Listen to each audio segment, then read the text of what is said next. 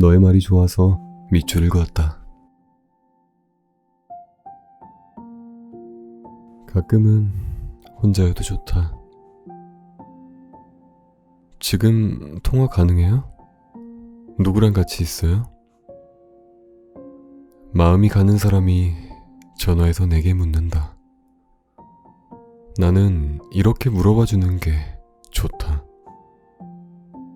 바쁘다거나 옆에 누가 있다고 하면 용건만 간단히 말하고 끊겠다는 살피는 마음이 들어있다. 혼자 있다면 내가 조금 더 친근하게 굴어도 되지 않겠냐는 암시가 담겨있다. 내가 당신 곁에 있는 누군가가 되어주면 어떻겠냐는 은근한 다정도 품고 있다. 아니에요. 혼자 있어요. 나는 혼자 있다고 해낙낙한 목소리로 대답한다. 벌써 이 사람과 이어질 말들을 기다리게 된다. 혼자 있기를 잘했다는 생각이 든다. 혼자 있어요. 혼자였는데 한 번도 혼자였던 적이 없던 사람처럼 말한다. 당신은 누군가 곁에 있는 것 같은 혼자의 기분을 알까 모르겠다. 그래서 혼자 있을 때도 시무룩하지 않고 지루하지 않고 편안하고 느긋했다. 사실 나는 혼자 있어요라는 말 앞에 당연히라는 부사를 넣고 싶었는데 뺐다. 당신밖에 없어서 당연히가 분명한데 너무 없어 보일까봐, 너무 쉬워 보일까봐 너무 마땅한 그 말을 빼고 말했다. 불현듯 염려하는 마음도 있었다. 사람의 일이란 알 수 없으니 어느 날 진짜 혼자가 된다면 당연히가 불길한 예언이 될까봐 꺼리는 마음도 있다. 지금은 혼자 있어요 라고 말하면 어땠을까? 지금이라는 말을 콕 집어넣어 한정적이라는 뜻을 밝히면 어땠을까? 언제나 혼자인 사람이 어디 있겠어요? 잠시만이죠. 사실 지금도 혼자라는 생각은 안 들어요. 완전하게 혼자가 되어보고 싶은데 그게 어디 쉬운 일이겠어요? 불안불안하게 우리이듯이 불완전하게 혼자인 거죠. 지금은 혼자 있어요. 우리가 사랑을 갈구하는 이유는 혼자이기 때문이다. 아무리 사랑해도 함께 있다고 해도 인간은 홀로이다. 홀로이기 때문에 같이 있을 때도 사랑을 지속할 수 있다. 고독은 혼자인 내가 분리된 또 다른 혼자에게 나아가도록 만든다. 사랑한다는 것은 타인의 고독을 향해 나아간다는 것. 고독을 사랑하지 않는 사랑은 불가능하다. 너라는 고독을 사랑하지 않고 너를 탐닉하는 건 목까지 잠기는 짙은 사랑이 아니다. 발목이나 겨우 잠기는 옅은 사랑이다. 언제라도 대체 가능한 사랑이라는 형식. 사랑이 정의를 사랑하는 것이지 너라는 내용, 너라는 존재를 사랑하는 것이 아니다. 선승들이 문을 닫아 걸고 면벽 수행을 하는 것이나 봉쇄수도원의 수사들이 침묵과 고독에 투신하는 이유는 자아의 최대치를 만나기 위해서일 것이다. 마음이 작아서 보이지 않으니 다른 잡다한 것들을 지우고 마음만 돌돌하게 극대화해서 들여다보려고 그러는 것이다. 외로움과 쓸쓸함은 고독과 다른 상태다. 심심한 상태는 잠시 외로운 상태인데 타의적인 반면 고독은 심심하지 않고 자발적이다. 고독과 만날수록 나는 고독과 가까워진다. 외로움이 타인과의 관계, 외부적인 관계에서 오는 감정이라면 쓸쓸함은 나와의 관계, 내부적인 관계에서 오는 단절이다. 고독은 단절의 감정이 아니라 몰입의 감정에 가깝다. 몰입은 중심에 집중하기 위해 주위를 거두는 상태이다. 고독은 고독을 뺀 나머지 모두를 소거한다. 그렇게 고독이 팽창하면 혼자의 존재가 있으므로 가득해진다. 혼자 있을 줄 안다는 것은 자신을 돌보고 아낄 줄 안다는 뜻이다. 혼자일 때도 완전히 혼자가 되지는 않는다. 그리워하느라, 미워하느라, 또 밀어내느라 누군가와 함께 있기도 한다. 치열하게 자기를 부정하고 애써 자기를 긍정하느라 사투를 벌이는 혼자도 있다. 그래서 혼자가 되면 약해지고 또 강해진다. 고독은 어쨌든 강렬하게 나를 느끼는 것이고, 그런 혼자의 느낌은 살아있는 동안의 선물이다. 지금 혼자 있어서 나는 밤하늘의 별들을 독차지하고 있다. 정말 혼자 있고 싶은데 별 때문에 고독이 시끄럽다. 당신은 혼자 있냐고 내게 전화를 해온다. 나는 설레이지만 나의 고독은 망해버렸다. 사랑하지 않는 것도 사랑이다. 반려견을 대상으로 한 프로그램이 방송될 때마다 우리 집에서도 다음 질문이 반복된다. 우리도 강아지를 키워볼까? 아이들은 적극적이지만 나는 적극적으로 말리는 입장이다. 결국엔 아이들이 아니라 내가 떠맡게 될 것을 아니까. 세상에 나쁜 개는 없다라는 텔레비전 프로그램이 있다. 이 제목은 개가 아니라 키우는 사람 중에 나쁜 사람이 있다는 뜻으로 받아들여진다. 개를 책임질 수 없는 주인, 책임진다는 게 뭔지도 모르는 주인, 개의 습성과 언어를 전혀 이해하지 못하는 주인, 그러면서 개를 사랑한다고 믿는 주인, 개가 아니라 사람이 나쁘다고 말하는 프로그램이다.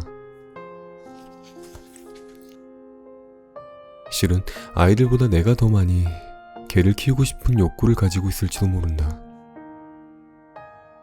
내가 어릴 때는 이웃집에서 키우던 영리하고 용맹한 셰퍼드를 잘 길러보고 싶었고, 빠르고 침착한 그레이하운드와 지칠 때까지 달려보고 싶었다. 이름까지 이미 정해두었다. 두 글자 이름이 잘 각인되고 부르기도 좋다고 해서 셰퍼드는 망고, 그레이하운드는 키위이다. 둘 다 내가 좋아하는 과일이다. 그런데도 나는 아이들 앞에서 개를 키우고 싶다는 마음을 한 번도 내색하지 않았다. 나는 키우지 않는 것도 사랑이라고 믿는다. 그리고 함부로 사랑하지 않는 것 또한 사랑이라고 믿는다. 사랑을 참아내는 것 또한 때로는 사랑보다 더 좋은 사랑일 수 있다고 믿는다. 사랑에는 준비도 필요하고 여건도 필요하다. 무엇보다 내가 아니라 개의 입장에서 생각해보는 태도와 개와 소통할 수 있을 만큼의 지식도 필요하다. 연애와 달리 결혼은 실전이라 연습이 없듯 개와의 동거도 마찬가지이다. 반려란 사육이 아니라 짝과 짝의 관계를 의미한다. 친구가 되어 서로를 보살핀다는 의미가 반려에 담겨있다. 그러니 개의 언어를 알아듣지 못한다거나 일방적인 사랑을 투입한다거나 적정거리 유지에 실패한 관계는 반려의 실패이다. 내가 그 정도로 성숙했는지는 의문이다. 개를 키우지 않는다고 말하면 어떤 이들은 나에게 이렇게 권한다. 개를 좋아하지 않나 봐요. 그럼 고양이를 키워보세요. 나는 속으로 대답한다. 키우지 않는다고 좋아하지 않는 건 아니랍니다. 좋아해서 참는 거랍니다. 정말로 좋아한다면 좋아한다는 걸 잘 드러내지 않는다. 서툴러서 다치게 할까봐, 어설퍼서 아프게 할까봐 조심스러워하는 마음, 연민하는 마음이 정말 좋아하는 마음이라고 나는 굳게 믿는다. 사랑이 꼭 곁에 두는 것, 소유하는 것만이 아니다. 그리워하는 것, 마음을 분명히 하는 것도 사랑이다. 고픈 게 아픈 것보다 더 아프다. 어느 날 엄마가 불쑥 말했다. 아프게 하는 것보다 고프게 하는 게 더 나빠. 배추를 절이려고 배춧잎 속에 소금을 팍팍 뿌려대는 중이었다. 나는 엄마가 시켜서 마늘이랑 양파를 까고 있었는데 찔끔찔끔 눈물이 나왔다. 김치를 담그다가 웬 맥락 없는 소리인가 싶어 물었다. 엄마, 배고파? 엄마가 배꼽을 잡고 양파꽃처럼 흐드러지게 웃었다. 나는 엄마가 웃는 걸 보면 기분이 뭉게뭉게 피어오른다. 한참 웃더니 엄마가 나에게 말했다. 너는 어려서 말해줘도 몰라. 네가 고픈 걸 알겠니? 나는 나중에 커서 엄마의 그 말이 무슨 뜻인지 알게 됐다. 정말이었다. 고픈 게 아픈 것보다 훨씬 더 아팠다. 아픈 건 참겠는데 아프게 하는 일들은 그냥 지나가는데 고프게 하는 일들은 참기 어렵고 두고두고 힘들게 했다. 사랑에 고플 때가 그랬고 보고플 때가 그랬고 인정에 고플 때, 칭찬에 고플 때, 사람에 고플 때가 그랬다. 먹어도 채워지지 않는 그런 허기가 있었다. 나는 엄마의 말대로 고프게 하지 않는 사람으로 살려고 애썼다. 같이 살고 싶은 여자를 만났을 때 나 때문에 고프게 하지 말자고 다짐했었다. 첫 아이와 만났을 때 비록 유산은 못 물려줘도 사랑이 고프게 하지는 말자고 다짐했다. 하지만 지금도 난 의문이다. 엄마는 도대체 왜 배추에다 대고 나쁘다고 한 건지, 누가 들으라고 소금을 팍팍 뿌려댄 건지, 왜 눈물이 들어간 김치는 더 맛있는 건지. 그 거짓말 정말인가요? 괜찮아. 엄마는 늘 괜찮다고 했다. 끙끙 앓으면서도 그랬다. 엄마의 거짓말은 나를 사랑하는 방식이었을 테다. 나는 엄마 괜찮아? 하고 묻지 말았어야 했다. 그렇게 물으면 괜찮다라는 말에 붙은 긍정의 기운 때문에 괜찮아 하고 답하기가 쉽다. 엄마, 어디가 아파? 엄마도 힘들지? 하고 물었어야 했다. 그러면 엄마도 그래, 엄마 아파 하고 솔직하게 대답했을지 모른다. 그러면 나는 좀 일찍 알았을 것이다. 엄마도 나처럼 아플 수 있는 존재라는 걸. 돈이 뭐가 중요해? 어른들이 자주 하는 거짓말이다. 철없이 살 때 나는 이 거짓말에 깜빡 속아 넘어갔다. 무척이나 후회되는 일 중 하나이다.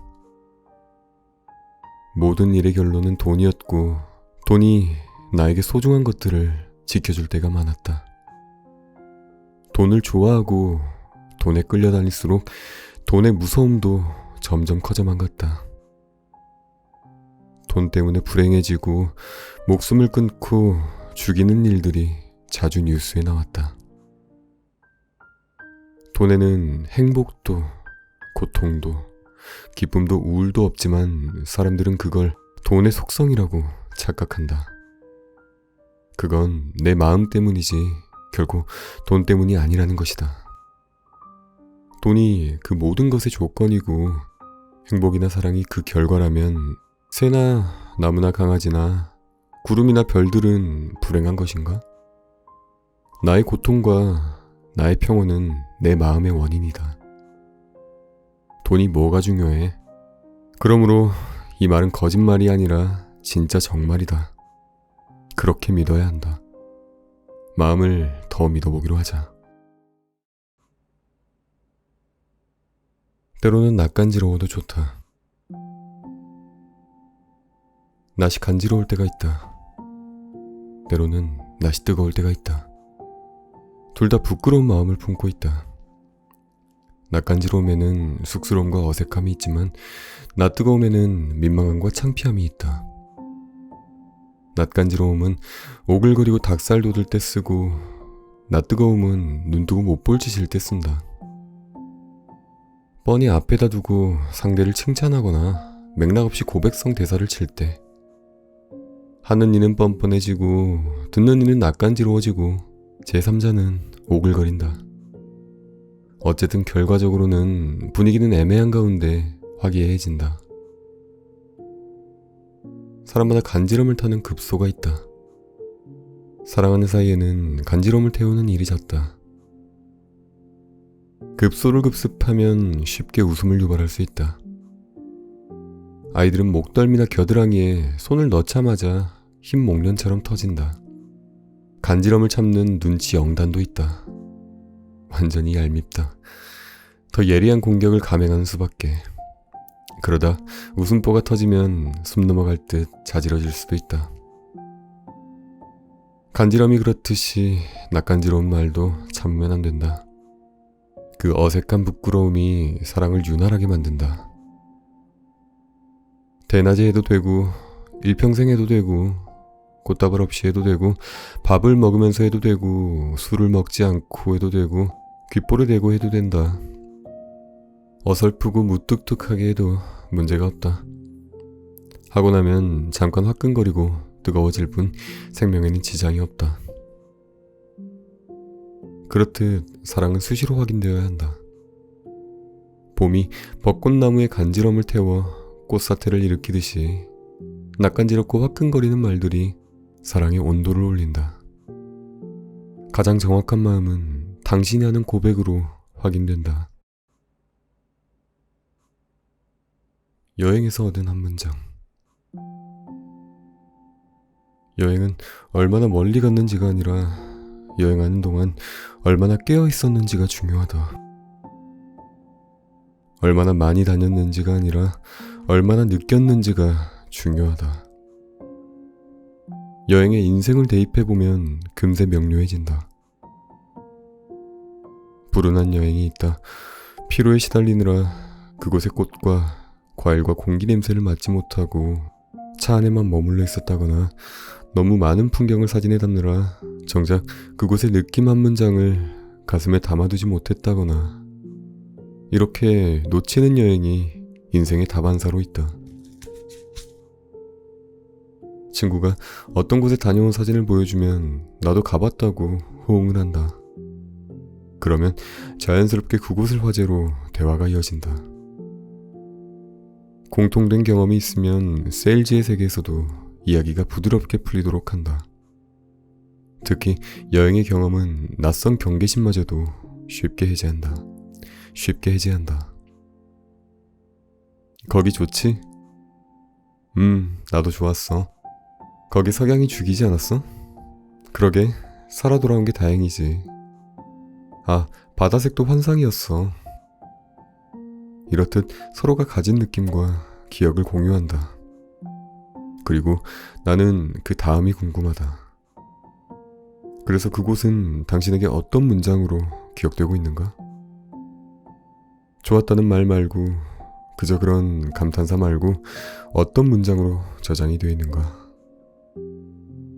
사실 초콜릿을 좋아하는 것과 친구를 좋아하는 것은 미묘하게 다르다. 전자는 일시적인 쾌감이고 후자는 습관화된 감정이다. 아무데나 붙이는 좋다는 말은 참 애매하고 모호한 표현이다.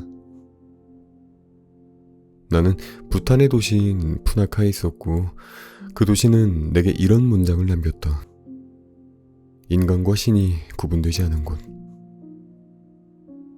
나는 순천만 부근의 와온 해변에 있었고 그 해변은 나에게 이런 문장을 남겼다.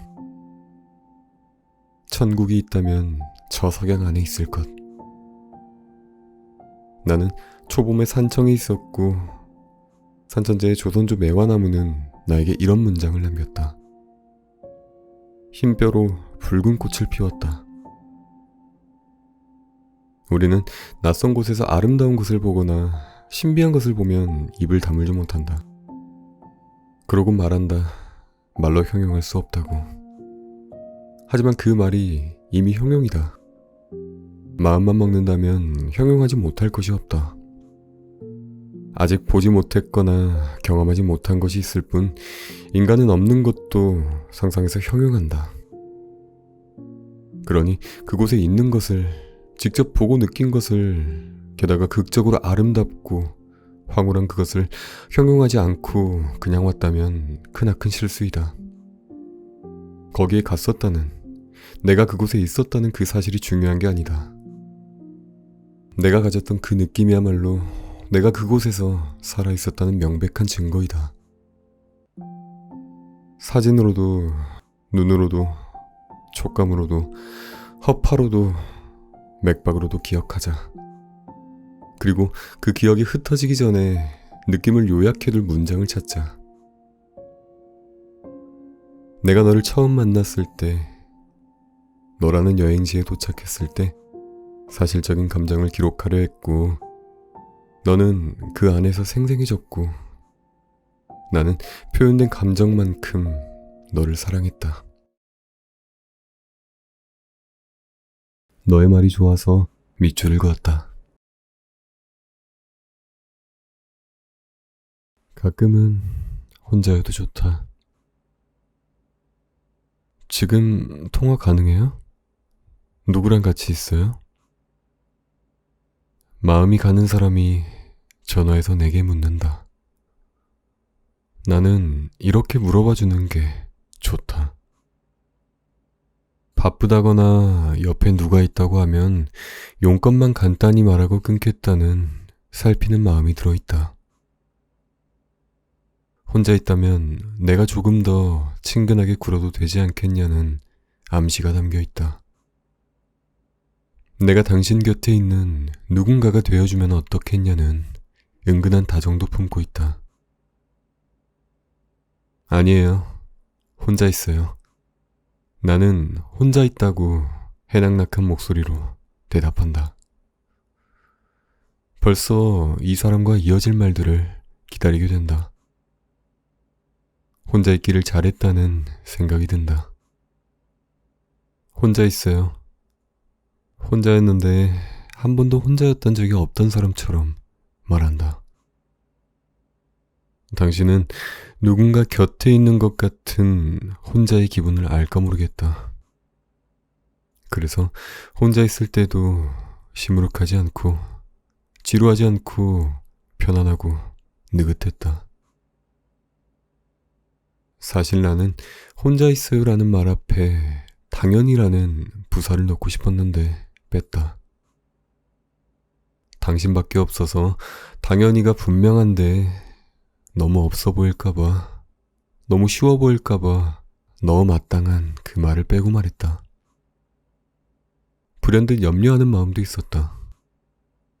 사람의 일이란 알 수 없으니 어느 날 진짜 혼자가 된다면 당연히가 불길한 예언이 될까봐 꺼리는 마음도 있다. 지금은 혼자 있어요. 라고 말하면 어땠을까? 지금이라는 말을 콕 집어넣어 한정적이라는 뜻을 밝히면 어땠을까? 언제나 혼자인 사람이 어디 있겠어요? 잠시만이죠. 사실 지금도 혼자라는 생각은 안 들어요. 완전하게 혼자가 되어보고 싶은데 그게 어디 쉬운 일이겠어요? 불안불안하게 우리이듯이 불완전하게 혼자인 거죠. 지금은 혼자 있어요.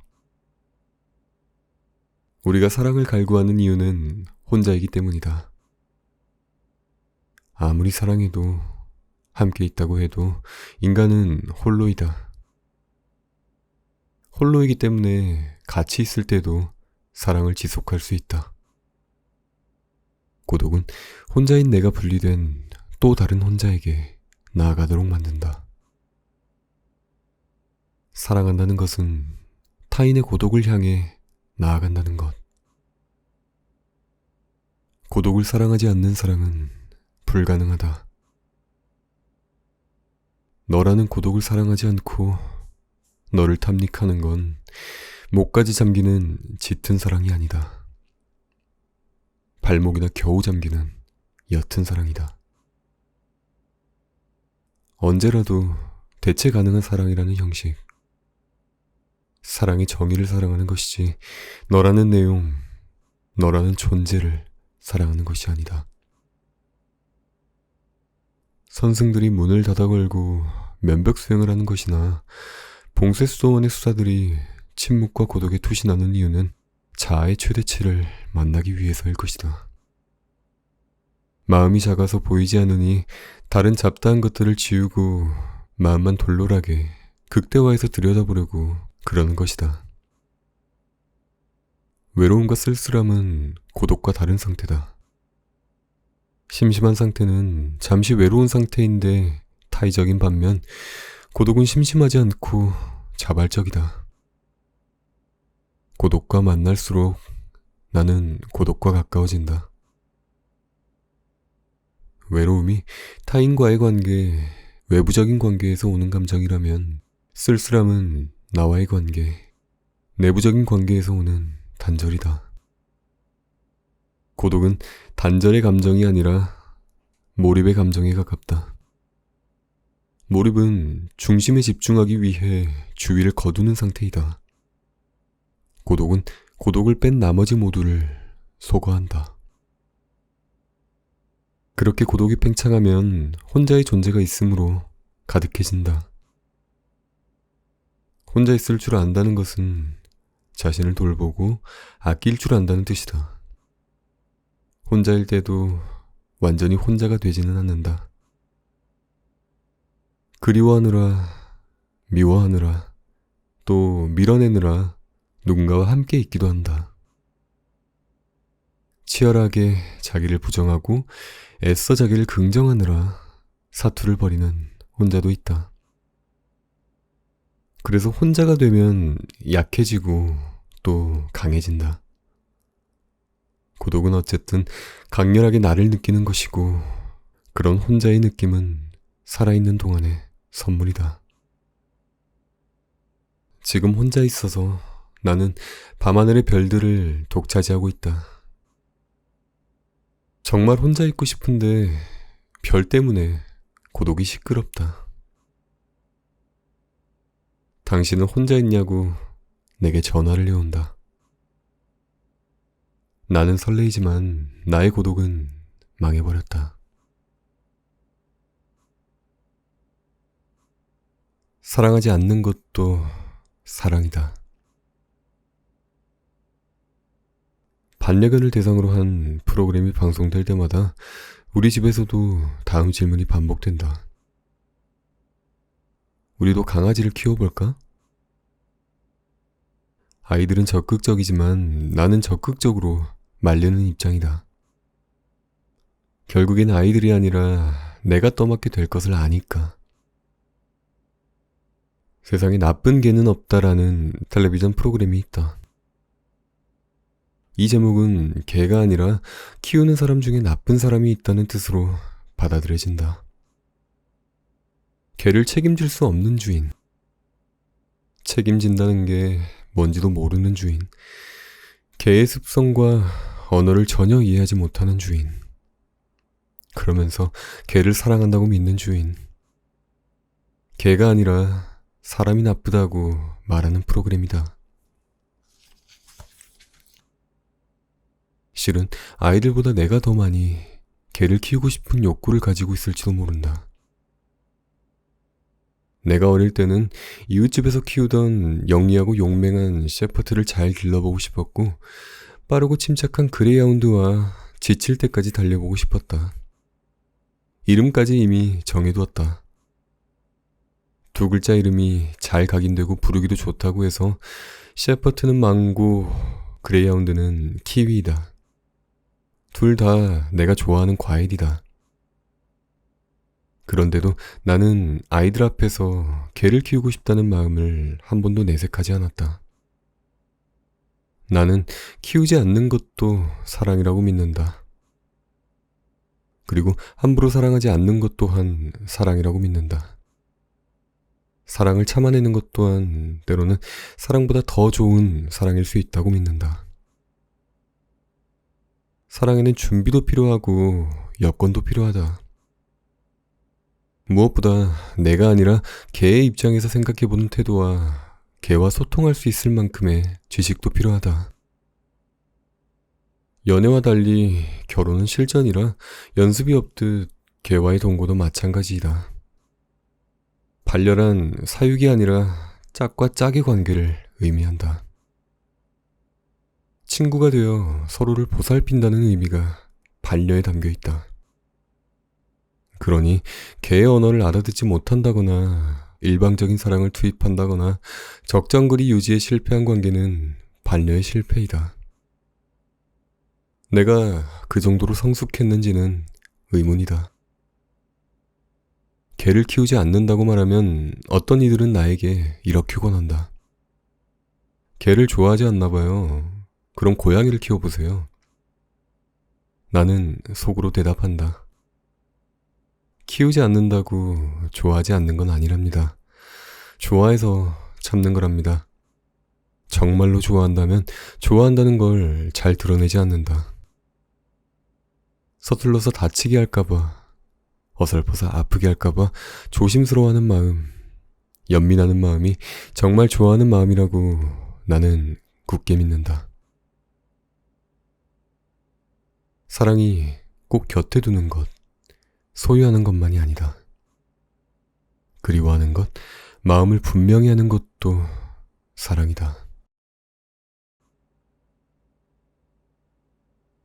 고픈 게 아픈 것보다 더 아프다. 어느 날 엄마가 불쑥 말했다. 아프게 하는 것보다 고프게 하는 게 더 나빠.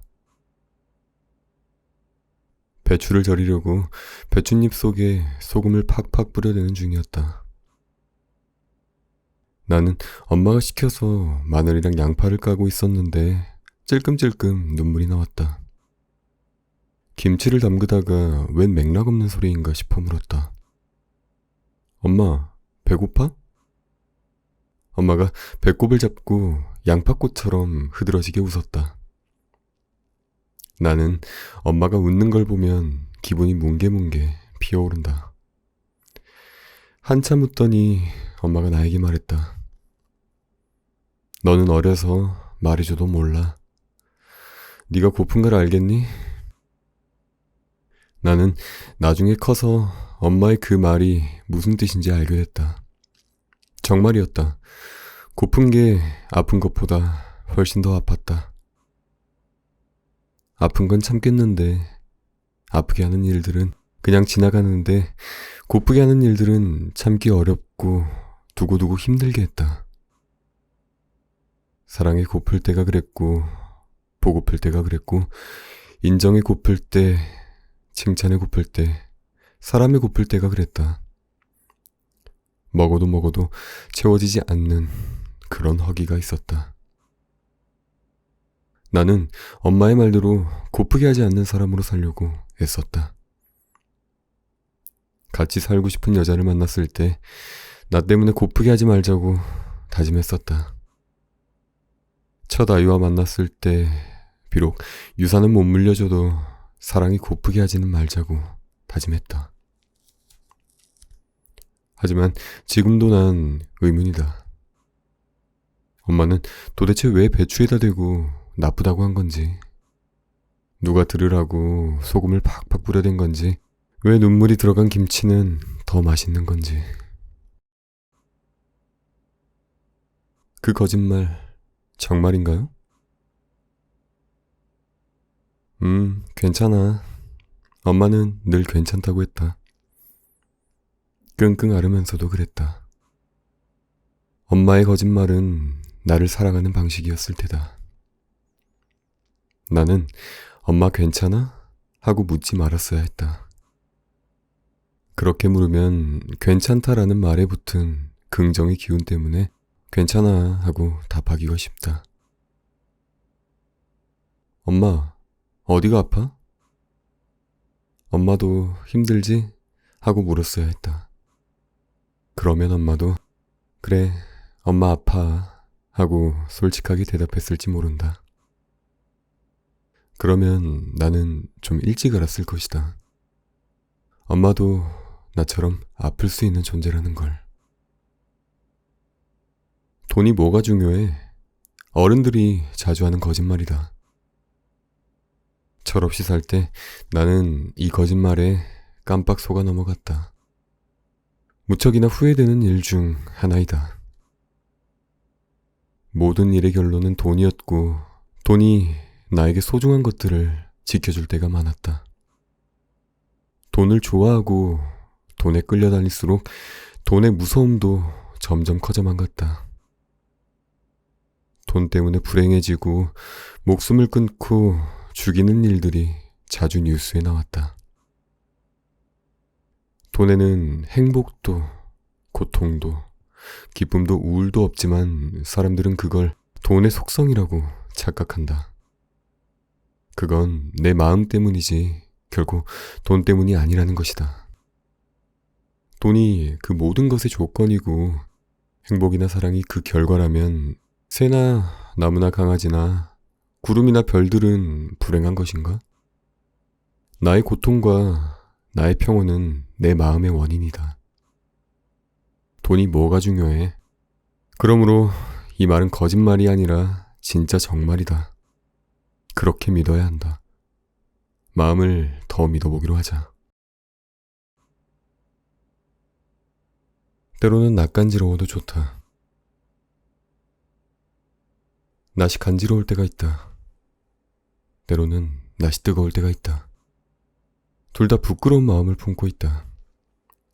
낯간지러움에는 쑥스러움과 어색함이 있지만 낯뜨거움에는 민망함과 창피함이 있다. 낯간지러움은 오글거리고 닭살 돋을 때 쓰고 낯뜨거움은 눈뜨고 못 볼 짓일 때 쓴다. 뻔히 앞에다 두고 상대를 칭찬하거나 맥락 없이 고백성 대사를 칠 때 하는 이는 뻔뻔해지고 듣는 이는 낯간지러워지고 제3자는 오글거린다. 어쨌든 결과적으로는 분위기는 애매한 가운데 화기애애해진다. 사람마다 간지럼을 타는 급소가 있다. 사랑하는 사이에는 간지럼을 태우는 일이 잦다. 급소를 급습하면 쉽게 웃음을 유발할 수 있다. 아이들은 목덜미나 겨드랑이에 손을 넣자마자 흰 목련처럼 터진다. 간지럼을 참는 눈치 영단도 있다. 완전히 얄밉다. 더 예리한 공격을 감행하는 수밖에. 그러다 웃음보가 터지면 숨 넘어갈 듯 자지러질 수도 있다. 간지럼이 그렇듯이 낯간지러운 말도 참으면 안 된다. 그 어색한 부끄러움이 사랑을 유난하게 만든다. 대낮에 해도 되고 일평생 해도 되고 꽃다발 없이 해도 되고 밥을 먹으면서 해도 되고 술을 먹지 않고 해도 되고 귓볼을 대고 해도 된다. 어설프고 무뚝뚝하게 해도 문제가 없다. 하고 나면 잠깐 화끈거리고 뜨거워질 뿐 생명에는 지장이 없다. 그렇듯 사랑은 수시로 확인되어야 한다. 봄이 벚꽃나무의 간지럼을 태워 꽃사태를 일으키듯이 낯간지럽고 화끈거리는 말들이 사랑의 온도를 올린다. 가장 정확한 마음은 당신이 하는 고백으로 확인된다. 여행에서 얻은 한 문장. 여행은 얼마나 멀리 갔는지가 아니라 여행하는 동안 얼마나 깨어 있었는지가 중요하다. 얼마나 많이 다녔는지가 아니라 얼마나 느꼈는지가 중요하다. 여행에 인생을 대입해보면 금세 명료해진다. 불운한 여행이 있다. 피로에 시달리느라 그곳의 꽃과 과일과 공기 냄새를 맡지 못하고 차 안에만 머물러 있었다거나 너무 많은 풍경을 사진에 담느라 정작 그곳의 느낌 한 문장을 가슴에 담아두지 못했다거나 이렇게 놓치는 여행이 인생의 다반사로 있다. 친구가 어떤 곳에 다녀온 사진을 보여주면 나도 가봤다고 호응을 한다. 그러면 자연스럽게 그곳을 화제로 대화가 이어진다. 공통된 경험이 있으면 세일즈의 세계에서도 이야기가 부드럽게 풀리도록 한다. 특히 여행의 경험은 낯선 경계심마저도 쉽게 해제한다. 쉽게 해제한다. 거기 좋지? 나도 좋았어. 거기 석양이 죽이지 않았어? 그러게, 살아 돌아온 게 다행이지. 아, 바다색도 환상이었어. 이렇듯 서로가 가진 느낌과 기억을 공유한다. 그리고 나는 그 다음이 궁금하다. 그래서 그곳은 당신에게 어떤 문장으로 기억되고 있는가? 좋았다는 말 말고, 그저 그런 감탄사 말고 어떤 문장으로 저장이 되어 있는가? 사실 초콜릿을 좋아하는 것과 친구를 좋아하는 것은 미묘하게 다르다. 전자는 일시적인 쾌감이고 후자는 습관화된 감정이다. 아무데나 붙이는 좋다는 말은 참 애매하고 모호한 표현이다. 나는 부탄의 도시인 푸나카에 있었고 그 도시는 내게 이런 문장을 남겼다. 인간과 신이 구분되지 않은 곳. 나는 순천만 부근의 와온 해변에 있었고 그 해변은 나에게 이런 문장을 남겼다. 천국이 있다면 저 석양 안에 있을 것. 나는 초봄에 산청에 있었고 산천제의 조선조 매화나무는 나에게 이런 문장을 남겼다. 흰뼈로 붉은 꽃을 피웠다. 우리는 낯선 곳에서 아름다운 것을 보거나 신비한 것을 보면 입을 다물지 못한다. 그러고 말한다. 말로 형용할 수 없다고. 하지만 그 말이 이미 형용이다. 마음만 먹는다면 형용하지 못할 것이 없다. 아직 보지 못했거나 경험하지 못한 것이 있을 뿐 인간은 없는 것도 상상해서 형용한다. 그러니 그곳에 있는 것을 직접 보고 느낀 것을 게다가 극적으로 아름답고 황홀한 그것을 형용하지 않고 그냥 왔다면 크나큰 실수이다. 거기에 갔었다는, 내가 그곳에 있었다는 그 사실이 중요한 게 아니다. 내가 가졌던 그 느낌이야말로 내가 그곳에서 살아있었다는 명백한 증거이다. 사진으로도, 눈으로도, 촉감으로도, 허파로도, 맥박으로도 기억하자. 그리고 그 기억이 흩어지기 전에 느낌을 요약해둘 문장을 찾자. 내가 너를 처음 만났을 때, 너라는 여행지에 도착했을 때 사실적인 감정을 기록하려 했고 너는 그 안에서 생생해졌고 나는 표현된 감정만큼 너를 사랑했다.